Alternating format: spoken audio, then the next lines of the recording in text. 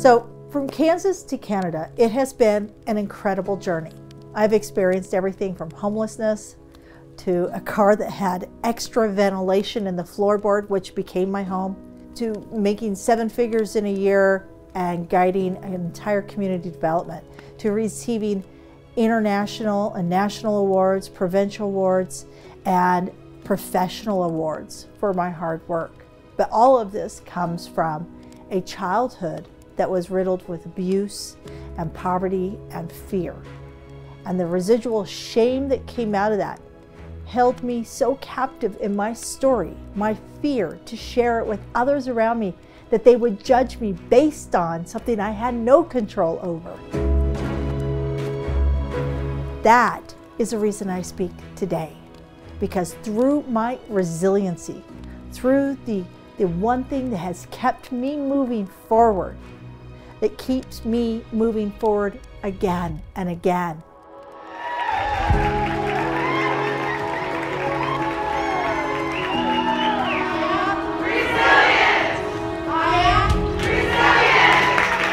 So my definition of resilience is that your past does not define your future. And my goal in speaking to people around resilience and what I've learned from my stories and I share with others is that they too can see their story of resilience, and they can go out and share it further, and they can leverage that story in their life, their love, and their business to have the most resilient life possible. And isn't it wonderful that as we get older, that we're able to get clarity around our purpose of whatever yours may be. Mine is telling people that resiliency is a core and fundamental muscle that you need to exercise, and you need to value the things that you overcome.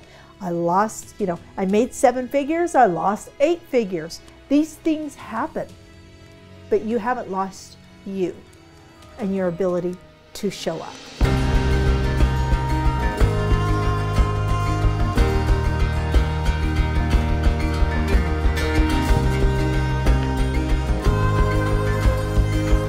All of this, 100% of this, is because I have a core well of resilience, this piece of me that keeps coming back and says, it's okay, Kim. One more step, one more fight, one more move forward. You can do this. And once I shed all the shame from things that I had no control over in my youth, things that influenced my early 20s and shaped a lot of who I am. Once I shed that shame, I found my voice. And in finding my voice, other people can hear me. Other people are saying, oh my God, it's not just me. I'm not alone.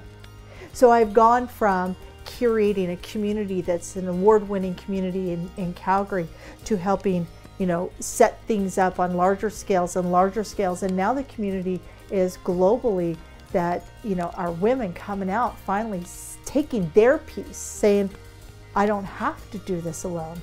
I am worthy. And we have women speaking in this space all the time. What I love to help women do is I love to come in and say, your story is of value. You need to share your story. Because if you don't share your story, there's something else that's going to come in and take place in that other person's heart, in their mind, in their soul, and it may not be what they truly need. They may need you. They will need your story to help them move forward. Just what are you most passionate about, and what do you want to share with the world? I need this to be everything that I stand for and what I want to share. And it's not just your hair, and it's not just the accessories you buy. It's everything. Everybody has a story, no matter if you view it as a trauma or a triumph. Everybody has a story, and sometimes those stories are the same thing. So what I'm challenging you to do is get that story on paper, get it out there. And that's what I help people do, is I help them bring that story together, create it in a resilience space that they can share that story with others that need to hear from them today in order to move forward tomorrow.